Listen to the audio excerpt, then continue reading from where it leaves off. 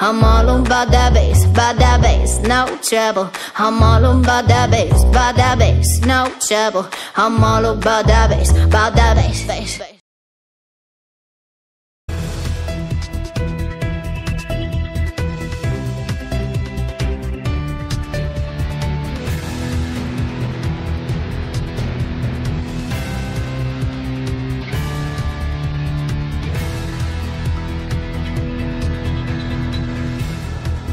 Bienvenue à tous. À peine des centaines de personnes hier soir à Rabat et à Casablanca à l'appel de la CDT pour célébrer l'anniversaire du 20 juin 1981. Les têtes étaient bien sûr tournées vers Al Hoceima. Des manifestations également qui ont perdu de l'ampleur dans le Rif ces derniers jours. Va-t-on vers un essoufflement du mouvement de contestation à quelques jours de la fin du mois de Ramadan? Où sommes-nous dans l'impasse? C'est le premier sujet des décodeurs atlantiques. Vos décodeurs ce matin, Khalid Badou, bonjour. Bonjour. Vous êtes acteur de la société civile, spécialiste en communication. Amin Youri également avec nous ce matin, bonjour. Bonjour. Responsable PME chez Inforisque. En deuxième partie, nous parlerons innovation. C'est fait, la CCG a dévoilé les sociétés de gestion associées au fonds Innovinvest, ce fonds de 500 millions de dirhams dédié aux startups marocaines. Une nouvelle qui arrive alors que Casablanca deviendra capitale africaine du hackathon la semaine prochaine avec un événement unique tourné autour de l'intelligence artificielle. Alors quel avenir pour les startups marocaines? Quel modèle de développement pour l'innovation? C'est ce que nous verrons à 10h45. Les décodeurs atlantiques, votre émission de décryptage de l'actualité, vos réactions, vos questions sur la page Facebook de l'émission ou bien via le hashtag LDA sur Facebook et Twitter. Sommes-nous dans l'impasse ou va-t-on vers un essoufflement de la contestation sociale à Al Hoceima, Khalid Badou? Je pense que le mouvement de Hirak d'Al Hoceima a commencé à arriver à un plafond de verre, qui fait que toutes les contestations ont été déroulées, les mouvements ont été maintenus dans les rues pendant plus que 8 mois pratiquement maintenant. Les jeunes et les moins jeunes qui sortent dans les rues aujourd'hui s'attendent à une réaction. Et vu que cette réaction ne vient pas ni une réaction vraiment en direction concrète et avec et profonde et pas superficielle ou des mesurettes qui vont être juste pour calmer les esprits. Aujourd'hui, la population est en train d'attendre. Les Marocains ont les yeux qui sont virés également sur ce qui est en train de se passer à Al Hoceima. Il faut pas oublier également qu'il y a une conjoncture qui est le mois de Ramadan, qui a un certain nombre de rituels que les Marocains entreprennent pendant ce mois, le mois sacré. Je pense que un deuxième souffle pourrait revenir à ce mouvement du Hirak après l'Aïd si entre-temps il n'y a pas de décision importante qui soit prise, notamment en relation avec les détenus aujourd'hui, mais aussi avec l'implémentation d'un certain nombre de projets ou l'accélération concrète d'un certain nombre de projets dans la ville de Al Hoceima. Donc on a suivi pendant ce mois de Ramadan, il était clairement très très mouvementé, notamment avec les marches, les confrontations entre les forces de sécurité et les citoyens, la conférence de Tanger sur Al Hoceima. Vraiment, il y a eu beaucoup de choses qui se sont passées. Donc aujourd'hui, à un certain temps, on se demande what's next, qu'est-ce qui va arriver de plus, et donc on s'attend à ce qu'il y ait des décisions qui soient prises et on s'attend aussi à ce que, au cas où ces décisions-là ne sont pas prises, que le mouvement reprendra peut-être encore plus d'ampleur après Ramadan. Il faut rappeler qu'il y a aussi une présence policière assez importante à Al Hoceima et dans certaines communes alentours. Il y a eu de nombreuses arrestations, plus de 100 arrestations, et puis des procès qui ont lieu, d'autres qui n'ont pas encore débuté. Le plus important sera celui bien sûr de la figure du mouvement, Nasser Zezafi, donc le 10 juillet prochain. On apprend ce matin que Mortada Yamrachen est accusé, donc c'est une figure importante du mouvement de contestation sociale, ancien salafiste repenti depuis de nombreuses années, est accusé d'apologie et d'incitation au terrorisme. C'est le desk.ma qui rapporte cette information. Amin Youri, pour l'instant, on est plutôt dans l'impasse ou dans l'essoufflement? Que diriez-vous, vous? Moi, je dirais plutôt qu'on est dans l'impasse. Pour une raison simple, il y a des revendications d'un côté de la part des manifestants, et de l'autre, il y a ce que le gouvernement est prêt à faire ou pas. Alors, première revendication, c'est la libération des prisonniers. Aujourd'hui, le gouvernement n'est pas prêt à aller dans ce sens-là, donc à ce niveau-là, c'est bloqué. Deuxième revendication, sur le champ économique et social. Et le problème, c'est que le gouvernement souhaiterait traiter le cas Al Hoceima dans un champ plus vaste, c'est-à-dire traiter tous les régions du Maroc qui connaissent effectivement des problèmes économiques et sociaux, et intégrer ces problèmes-là dans un cadre plus global. Ce que ne veulent pas évidemment les manifestants, puisqu'ils veulent qu'on leur reconnaisse des spécificités culturelles, sociales, économiques. Ce qui est vrai, c'est les solutions à apporter sont liées évidemment aux problématiques régionales. Donc ça, c'est deuxième problème et deuxième impasse, puisque on ne répond pas aux attentes des manifestants. Et puis pour moi, il y a quand même un troisième point qui est à mon avis aussi important, voire plus important, qui est la question de la représentativité des gens qui représentent les manifestants. Oui. Aujourd'hui, le gouvernement ne reconnaît pas la représentativité du mouvement Hirak qui représente ces manifestants. De l'autre côté, ok, on ne reconnaît pas ces gens-là. Ok, on ne reconnaît pas le mouvement. Qui reste-t-il ? Il reste la région. Je lisais une interview récente de Monsieur Lomari, qui disait, le président de la région, qui disait concrètement que voilà, on lui remontait beaucoup de revendications, mais que lui n'avait que des moyens très limités pour agir, et que donc voilà, on s'est aussi plaint de son silence. Donc voilà, il y a un problème de représentativité. Qui peut représenter ces gens? Et tant qu'on n'aura pas de représentants, l'impasse risque de se poursuivre. Mais pour l'instant, on est plutôt aussi dans un dialogue de sourds en fait, avec deux partis qui ont des objectifs ou des volontés totalement différentes. D'un côté, le gouvernement qui pour l'instant maintient une présence policière importante et ne veut pas lâcher sur ce dossier des arrestations des détenus, et puis d'un côté ce mouvement de contestation qui réclame la libération de tous les détenus, et même peut-être certains le réclament, en tout cas la présence d'une commission royale sur place, Khalid Badou. Écoutez, le fond du problème est un problème de confiance entre les élus d'une part, les élus notamment de la région, les élus communaux, d'autre part le gouvernement et la population dans une troisième partie. Ces trois parties-là qui sont censées être celles qui se posent autour d'une table et discutent des problèmes liés et trouver des solutions, ils n'ont plus confiance les uns dans les autres. Ce qui fait que nous sommes arrivés à cette situation de blocage aujourd'hui. Là, on ne peut plus savoir qu'est-ce qui peut se passer et qu'on regarde tous vers le haut, on regarde tous vers l'institution royale pour s'attendre à une réaction, que ce soit au niveau de la libération des détenus ou alors au niveau de l'accélération d'un certain nombre de mesures sur le terrain qui vont rétablir l'état normal des choses au niveau de la ville de Hoceima. Ouais, certains croient dire comme faire peut-être une intervention royale lors de l'Aïd, la semaine prochaine, par rapport à ces détenus. Peut-être, mais après c'est une décision qui est à la discrétion.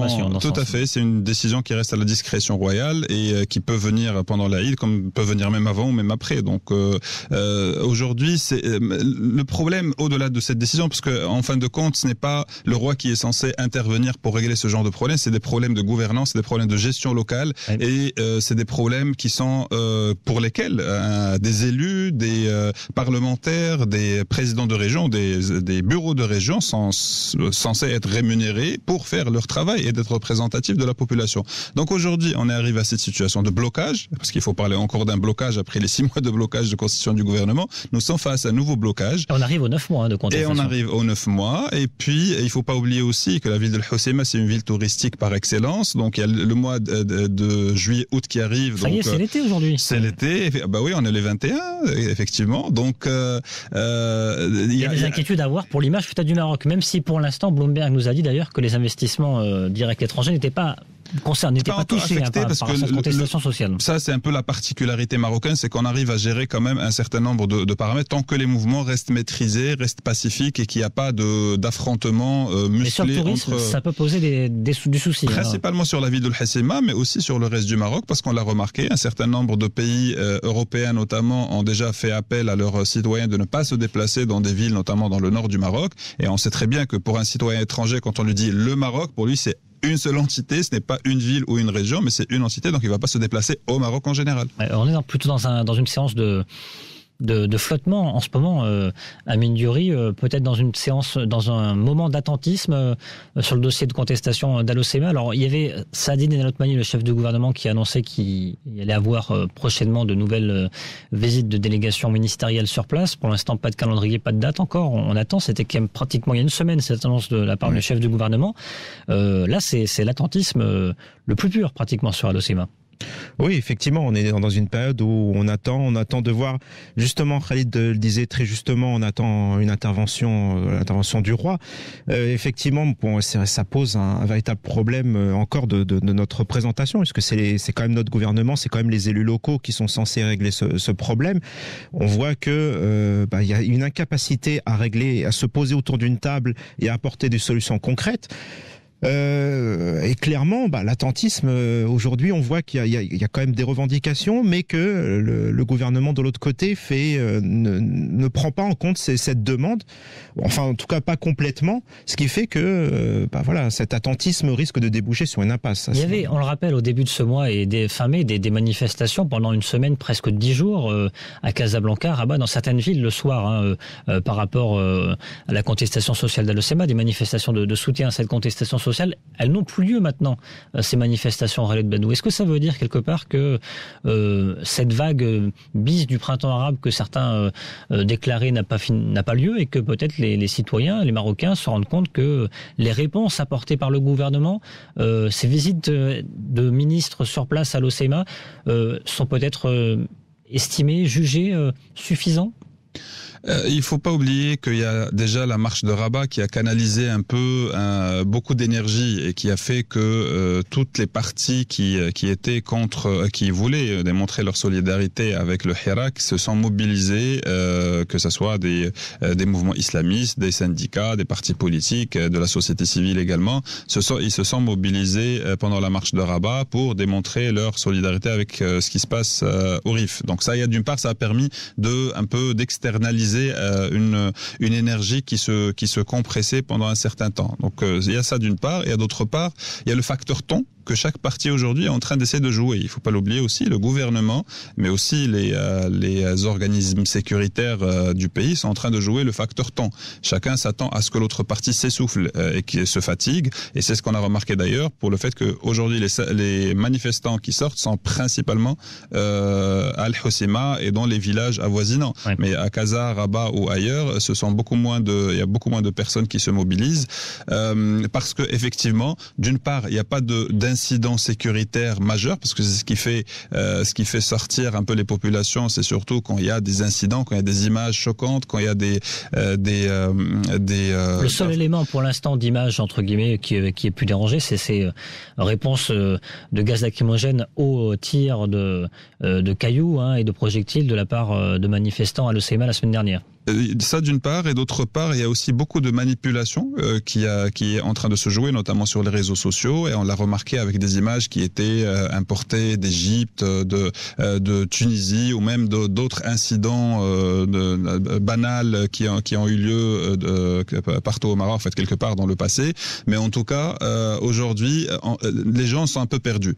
Et peut-être c'est conjoncturel, et peut-être que ça va servir la stabilisation de la situation sécuritaire, mais à terme, ce n'est pas ça la solution. Ce n'est pas parce que les gens ont pris une dose de morphine et ça les a soulagés pendant quelques jours qu'ils ne risquent pas de se réveiller dans quelques jours et revenir à la charge. Parce qu'aujourd'hui, on n'a pas encore, ce qu'il ne faut pas oublier, on n'a pas encore trouvé des solutions profondes, politiques, économiques et sociales pour ce qui se passe pour Al-Hoceima. En tout cas, selon différents journalistes sur place à Al-Hoceima, je peux vous dire que les chantiers à Al-Hoceima ont bel et bien débuté. Il y a pas mal d'ouvriers qui sont mobilisés pendant ce mois de Ramadan. Amine Diouri. Oui, alors il faut pas oublier que ce mouvement a débuté il y a plus de 9 mois. Donc le fait qu'il soit un peu au ralenti maintenant, c'est un peu normal. On est sur un mouvement de fond, on n'est pas sur un sprint. Par ailleurs, même il y a moins de manifestations, etc. dans les rues, il faut pas oublier qu'aussi il reste encore les réseaux sociaux où les gens se mobilisent énormément. Il y a énormément de commentaires sur Al-Hoceima, positif ou négatif. D'où cette intervention justement du ministère de l'Intérieur sur ces images dont nous parlait Khaled Bedou. Donc effectivement l'intervention sur le fait qu'il y ait eu des manipulations sur des actes arbitraires des policiers sur des manifestants. On rappelle qu'en parallèle, il y a des chaînes de télévision publiques qui ont utilisé des images de matchs de football, à la sortie de matchs de football pour décrire des manifestations. Effectivement, il y a un problème d'irresponsabilité après des médias. Il y a aussi un problème d'irresponsabilité. Il n'y a pas eu de sortie d'ailleurs du ministère sur ça. Ouais. Il y a un problème d'irresponsabilité aussi des représentants syndicaux, parce que par exemple, la marche qui a été organisée hier soir à l'OCEMA, par la CDT, vraiment le moment était très mal choisi. Ok, il ne faut pas oublier ce qui s'est passé il y a plus de 35 ans, 36 ans maintenant. Mais dans un moment où les tensions sociales sont extrêmement importantes, où tout peut s'embraser d'un moment à l'autre, il suffit d'une petite étincelle pour que tout s'embrase, et prendre cette journée historique pour faire une manifestation et un peu mélanger tous les thèmes, je trouve ça très dangereux et un peu irresponsable.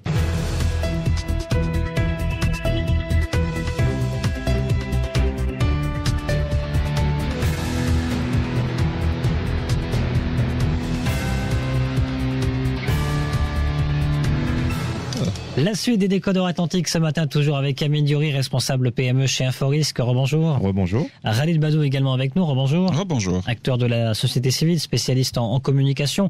On passe aux questions des auditeurs sur la page Facebook, les décodeurs atlantiques et via le hashtag LDA sur Twitter et Facebook. Question en lien avec notre premier sujet sur la contestation à l'OCEMA, essoufflement ou impasse. Première question de Bouchra qui nous dit pourquoi la CDT est sortie sur ce genre de commémoration hier soir. On rappelle donc commémoration de la grève générale du 20 juin 1981. Et où sont les syndicats dans cette contestation sociale? On a plus entendu les partis politiques. Khalid Badou, Amine Diori. Écoutez, pour la première question, je pense qu'Amine a répondu tout à l'heure. Le timing était bon. Il y a eu une commémoration, c'est vrai, par rapport à un événement dans l'histoire, mais aujourd'hui le timing a été un peu mal choisi, et notamment on l'a vu au niveau de la mobilisation des personnes qui sont sorties, ça n'a pas dépassé la centaine. Il faut dire aussi également que certains médias ont relayé que les jeunes d'Al Hoceima qui ont l'habitude de sortir contester tous les soirs, ils ont évité de le faire hier parce que pour éviter des confrontations avec des gens qui sont venus de l'extérieur de la ville d'Al Hoceima. Ce qui veut dire qu'il y a aussi quand même une sensibilité par rapport pour éviter tout clash ou toute confrontation entre les gens d'Al Hoceima qui sortent avec un cahier de revendications qui est clair, et des personnes étrangères d'une part, et d'autre part les organismes sécuritaires. Mais sur les syndicats, c'est vrai que les partis politiques, on les a entendus, les ONG, on les entend. C'est vrai que les syndicats sont totalement absents pratiquement de cette contestation sociale. Mais écoutez, même les partis politiques, on les a pas entendus tous, oui, à part. Mais beaucoup plus. Voilà. Oui, on peut se poser la question des syndicats. Contestation sociale, allô, les syndicats. Oui. Encore heureux que les partis politiques qui sont dans la gestion de la chose publique au moins été entendus, même maladroitement au début du Hirak quand ils se sont positionnés contre tout ce mouvement pour dire que c'est des mouvements séparatistes, et on l'a remarqué dans la première réunion. Seule la majorité. Des partis de la majorité et de la majorité, effectivement. Donc, mais aujourd'hui, je pense que les Marocains ont assez des paroles, ont assez entendu des gens qui sortent, qui ont peut-être de l'éloquence, parfois qui ne l'ont même pas, qui soient des syndicalistes ou des responsables de partis politiques. Je pense que les Marocains ont besoin aujourd'hui d'un nouveau discours. Ils ont besoin de l'action. Ils ont besoin qu'on soit rassurant, qu'on leur dise la vérité. Aujourd'hui, je pense que le discours officiel tel qu'il est conçu aujourd'hui, les gens ont commencé même à l'anticiper. On le voit même sur les réseaux sociaux, les gens ils vont carrément anticiper sur ce que va dire le chef du gouvernement ou un ministre sur un dossier particulier, parce que c'est devenu redondant. Aujourd'hui, les Marocains cherchent du nouveau, ils cherchent du changement. Amine Diori. Ils cherchent aussi, je pense, de la représentation. Aujourd'hui, on veut un dialogue, très bien, mais on a le gouvernement d'un côté, on n'a personne de l'autre. On a juste des centaines de milliers de gens dans la rue, mais on va pas tous leur demander d'exprimer leur opinion. Il faut qu'il y ait quand même des représentants significatif de cette population, de ces manifestants. Et aujourd'hui, on n'en a pas. On n'a pas de représentants syndicaux, effectivement. Les politiques ne jouent pas leur rôle. Ceux qui se sont autoproclamés représentants de ces manifestants sont aujourd'hui en prison. Donc, avec qui on dialogue? Ou alors, dans ce cas, il n'y a pas de dialogue. On impose ses idées et on risque de continuer. On peut rester comme ça pendant de longs mois encore. Une dernière question de Nabil, on en parlait tout à l'heure, pas d'annonce de date de nouvelle visite de ministre à l'OCMA, pourtant Saadine El Othmani a promis qu'il allait avoir de nouvelles visites. Pourquoi pas d'annonce de date pour l'instant? Pourquoi pas un calendrier déjà fixé? Parce que personne n'a de visibilité sur ce qui va se passer. Tout le monde est en train d'attendre des instructions et en train d'attendre que les choses ça s'arrange elles-mêmes. Ce qui est un peu la solution que plusieurs de nos responsables ont toujours appliquée, c'est la fuite en avant.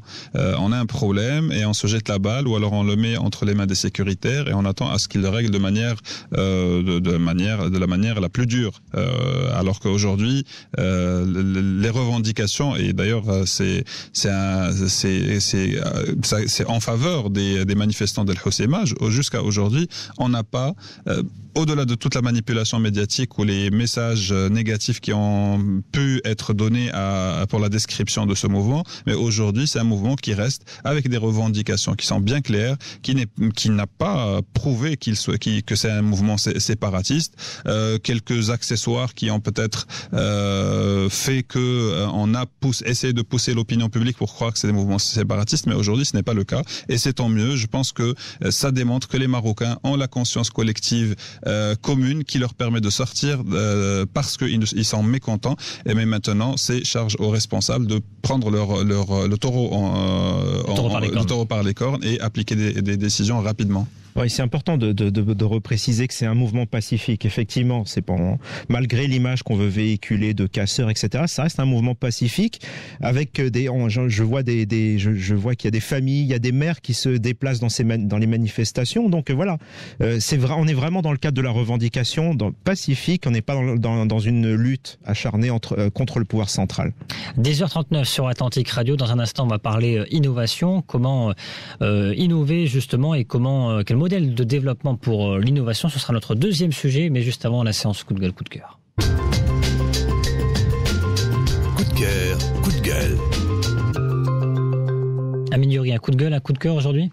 Alors, un coup de cœur, la loi de finances 2017 donc, a pérennisé une incitation fiscale qui était intéressante pour les entreprises qui souhaitent s'introduire en bourse, donc avec une optimisation fiscale, une réduction fiscale de l'ordre de 25% de l'IS pour les entreprises qui cèdent des actions en bourse, et 50% de l'IS pendant 3 ans pour les sociétés qui procèdent à une augmentation de capital.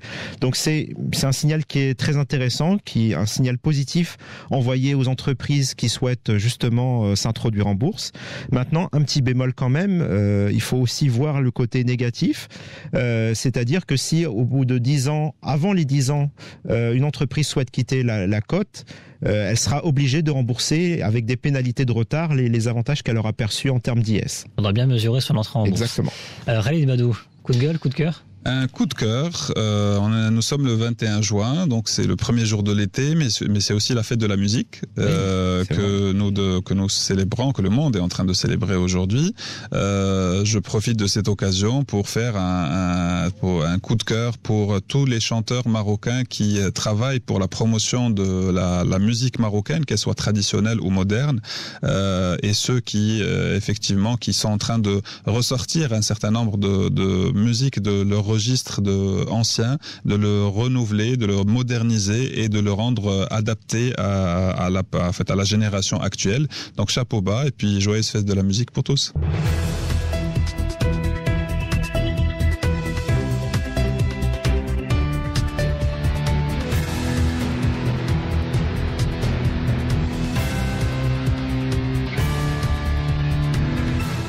La suite des Décodeurs Atlantiques, deuxième partie ce matin, toujours avec Khalid Badou, acteur de la société civile, spécialiste en communication. Rebonjour. Rebonjour. Amine Youri, responsable PME chez Inforisque. Rebonjour. Bonjour. On parle innovation ce matin. C'est fait, la CCG a dévoilé les sociétés de gestion associées au fonds Innov Invest, ce fonds de 500 millions de dirhams dédié aux startups marocains, alimenté entre autres par la Banque mondiale. C'était très important. Ça faisait plus d'1 an qu'on attendait ce fonds Innov Invest. Il va pouvoir enfin commencer à prendre forme désormais ce fonds, Amine Youri. Oui, effectivement, 500 millions de dirhams accordés par la Banque mondiale à la demande de Barack Obama quand il était venu il y a 2 ans, 3 ans maintenant. Donc c'est une très bonne chose pour l'innovation, pour le financement de l'innovation. Les 3 finalistes sociétés de gestion donc ont été dévoilés il y a une dizaine de jours. Donc on parle d'Azure Partners, Burj Capital et Merab. Donc l'idée c'est quoi? C'est d'apporter, de financer ces entreprises soit par fonds propres, soit par des prêts d'honneur, ou soit par j'ai oublié le troisième. Bon bref. Bon, ça arrive. Ouais, ça arrive. En tout cas, c'est une somme d'argent bienvenue. Khalid Badou, ça sur l'écosystème start-up marocaine, écosystème innovation, c'est vraiment une bouffée d'air frais là qui arrive. 500 millions de dirhams, ça va faire du bien. Clairement, en fait, le grand dilemme que nous avons dans l'écosystème entrepreneurial au Maroc, c'est le problème de financement. Et on le sait très bien que nos banques ne jouent pas vraiment le jeu pour accompagner les jeunes start-upers qui n'ont pas de garantie pour tout simplement pour financer, même si ce n'est que des fonds d'amorçage ou des crédits pour le lancement de leur activité. Donc aujourd'hui, tout fonds qui soit étranger ou national est le bienvenu. Nous avons aussi remarqué plusieurs initiatives qui se sont lancées par un certain nombre d'opérateurs, notamment une des grandes banques marocaines qui a une expansion en Afrique, qui a lancé un fonds de $1 million pour financer un certain nombre de projets, qui soient dans l'innovation, dans l'économie sociale ou autre. Mais en tout cas, aujourd'hui, le monde est en train d'aller dans ce sens. Il est en train on l'a remarqué, il y a beaucoup de startups qui se lancent, de petites startups et qui deviennent des mastodons économiques, que ce soit au niveau de l'innovation digitale, mais aussi l'innovation dans le sens large, dans le médical, dans le domaine pharmaceutique, dans l'agriculture également. Donc ça, on le remarque de plus en plus. Et si le Maroc rate le coach, c'est-à-dire s'il ne prend pas ce virage d'accompagnement des jeunes entrepreneurs qui sont aujourd'hui à la recherche, qui ont de bonnes idées, qui ont peut-être de très bons business plans, mais qui n'arrivent pas à trouver le financement si on rate ce coach, ce sera encore un énième problème qui va nous éviter de suivre un peu l'évolution du monde que le monde est en train de prendre aujourd'hui, et que même des pays, notamment comme la Jordanie, sont déjà ont déjà bien avancé dessus. Oui, c'est vrai que le PLF 2017 a plutôt donné une orientation claire industrie et exportation. Peut-être que le prochain budget pourrait être en partie tourné vers les startups, améliorées. Ça pourrait être une idée, ça, qui pourrait germer au sein du ministère de l'économie et des finances. Effectivement, un projet de loi qui pourrait prévoir des incitations fiscales pour les personnes qui investissent, pour les personnes physiques qui investissent dans des startups. Ça peut être aussi, ça se fait déjà en France et ça marche très bien. Ça peut être une très bonne idée, effectivement, pour favoriser l'émergence de champions, de startups innovantes.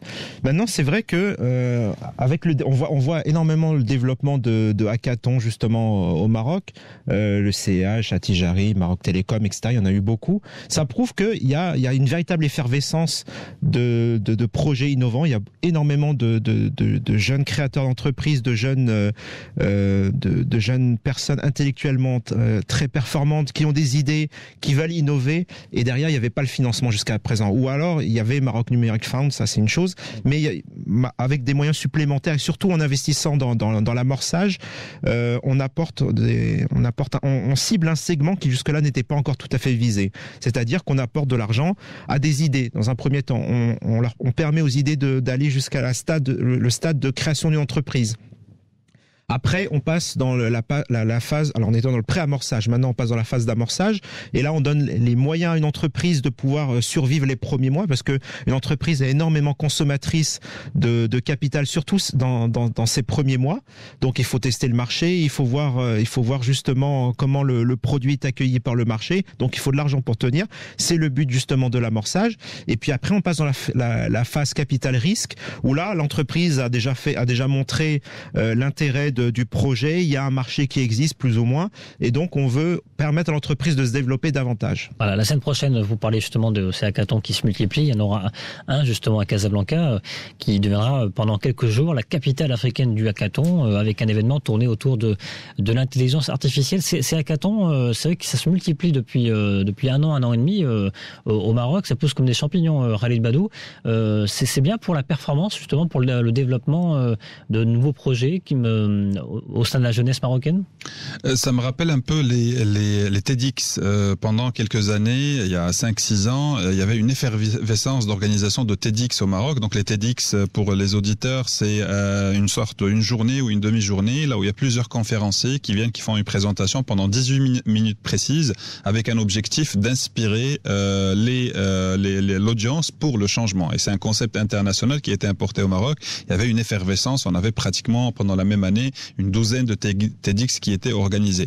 Bon, pourquoi je dis ça? C'est parce que j'espère que les hackathons ne seront pas un effet de mode uniquement. Les hackathons, leur objectif, c'est de sortir avec des innovations. C'est un travail intellectuel très très poussé qui permet de sortir avec des projets, des idées, des innovations et qui peuvent être rentabilisés plus tard ou au moins transformés en projets d'entreprise. Donc, si aujourd'hui le Maroc est en train de s'organiser autour ou d'organiser un certain nombre de hackathons, surtout s'il trouve le sponsoring nécessaire derrière pour pouvoir les accueillir, mais surtout pour pouvoir donner du souffle à ces projets qui émanent de ces hackathons, c'est déjà une très bonne chose. J'espère encore une fois que ça ne sera pas uniquement un effet de mode, parce que on est bon dans l'événementiel au Maroc, mais on est moins bon dans des projets structurels et dans des projets longue durée. J'espère que ça ne sera pas que de l'événementiel. Amine Diouri.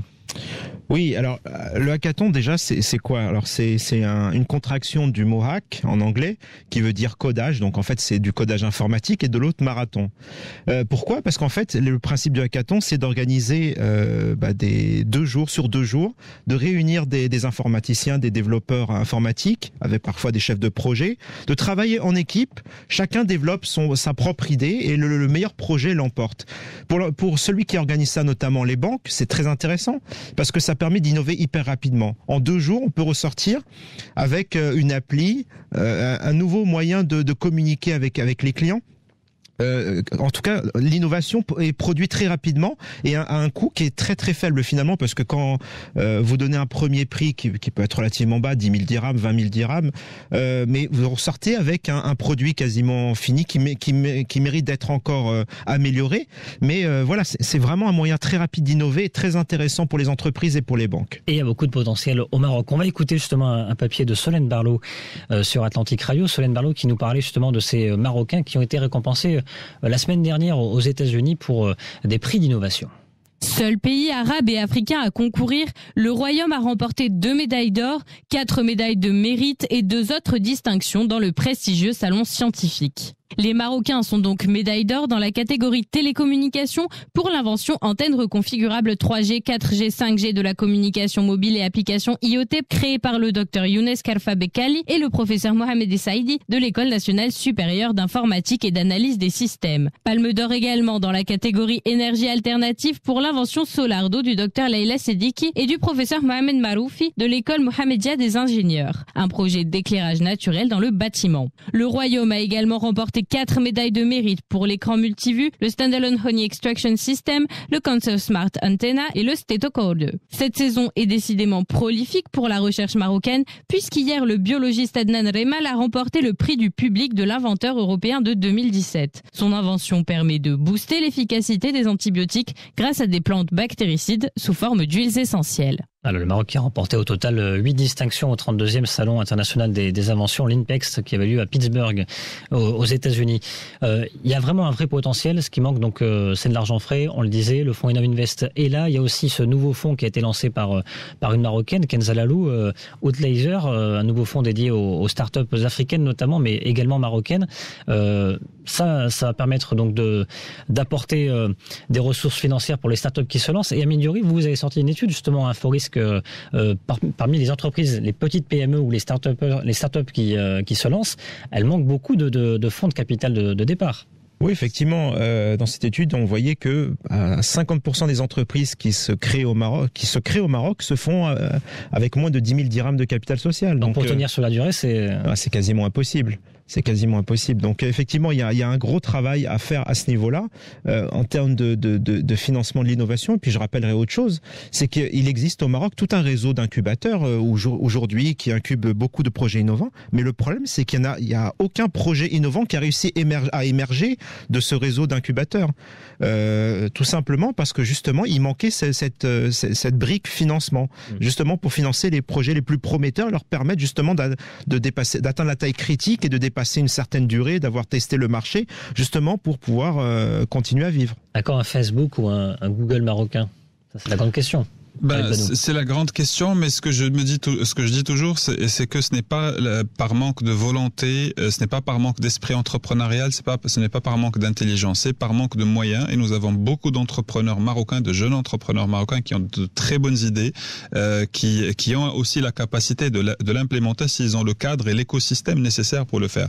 J'ai lu tout à l'heure sur le journal L'Économiste la déclaration du ministre de l'économie et des finances qui disait comme quoi cela fait 15 années aujourd'hui que le Maroc est en train d'investir dans l'infrastructure. Et aujourd'hui, le moment est venu pour récolter les fruits de cet investissement. Et pour récolter les fruits de cet investissement, c'est en poussant l'entrepreneuriat jusqu'au bout, que ce soit l'entrepreneuriat jeune ou l'entrepreneuriat moins jeune. Aujourd'hui, les banques, le système bancaire est fait de manière à ce qu'il protège les équilibres macroéconomiques du pays. Il y a un certain nombre de prérogatives, un certain nombre de stabilité financière qu'il essaie d'instaurer. Mais aujourd'hui, il n'y a pas d'évolution sans prise de risque. Et les banquiers le savent très bien, il n'y a pas d'évolution s'il n'y a pas de prise de risque de la part de nos banquiers, s'il n'y a pas de prise de risque de la part des fonds d'investissement, ou alors s'il n'y a pas un écosystème de business angels qui est créé dans le vrai sens du terme, et pas uniquement de bonne volonté ou des personnes qui souhaitent faire de l'accompagnement des jeunes parce qu'ils y croient. Donc ça d'une part, et d'autre part, il ne faut pas s'attendre à ce que les entrepreneurs marocains viennent de l'étranger. Les entrepreneurs marocains, ils doivent émerger, croître et se développer dans leur pays. Amine Diori, responsable PME chez Inforisque. Alors, pour moi, je suis entièrement d'accord avec ce qu'il vient de dire. C'est surtout une question de culture entrepreneuriale. Aux États-Unis, ça existe. Il y a tout un écosystème qui existe autour de l'entrepreneur. On parle de la Silicon Valley, etc. Il faut savoir qu'il y a un autre pays qui a mué justement dans cette voie-là, et c'est la France. Il y a encore quelques années, le système de start-up français n'était pas au point où il est aujourd'hui. Mais parce qu'il a su évoluer dans sa culture entrepreneuriale, aujourd'hui, il est devenu un des leaders européens en matière de start-up innovantes. Mais c'est avant tout une question de culture. Il faut se rappeler aussi que le premier fonds souverain en matière d'innovation, c'est le fonds souverain français. Ouais. Donc ça prouve bien qu'il y a toute une culture derrière et qu'il y a toute une économie qui suit justement cette culture. Et donc il manque encore une ouverture plus large de la part de l'État, des autorités publiques sur cette question. Merci beaucoup messieurs. Amine Diori, responsable PME chez Inforisque, Khalid Badou, acteur de la société civile, spécialiste en communication. Vous restez avec nous dans quelques instants. Votre émission citoyenne Les Experts Atlantiques, spéciale assurance ce mercredi avec Fessat Allaoui. À 11h, le point info en langue arabe avec Mourad Baba. Excellente matinée sur Atlantique Radio.